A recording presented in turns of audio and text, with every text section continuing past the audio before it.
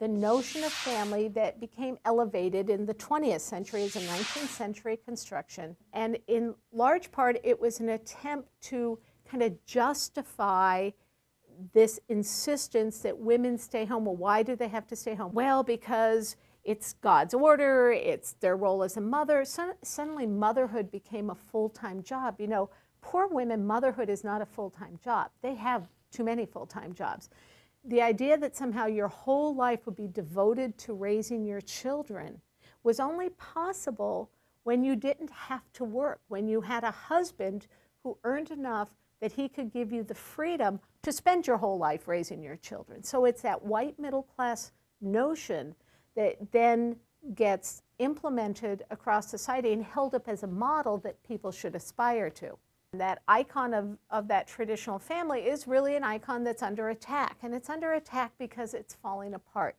Women are moving more and more into comparable income with their husbands in this traditional heterosexual home.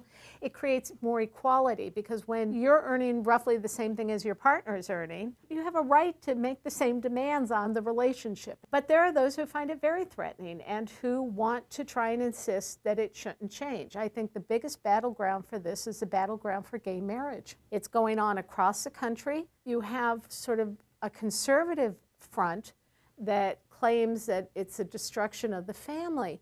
Well, you know, it's not the destruction of the family. Marriage is a family by choice. You make a commitment to someone to be with them and form a unit. Adoption is another way of forming a family by choice. So there are lots of ways in which families are artificial constructions that we make by choice and that we then put legal and religious meaning around to sanctify them, to sacralize them. And that's what's happening now with this whole debate about gay marriage, is here's another way in which we could have families we choose. You know, and rights are not like they're not like bargain basement sale items. When you say, oh, if you get that right, I won't get that right. You know, we have to fight over these rights because I want these rights and you can't have them. Rights are the kinds of things that if I extend the right to you, it doesn't take it away from me.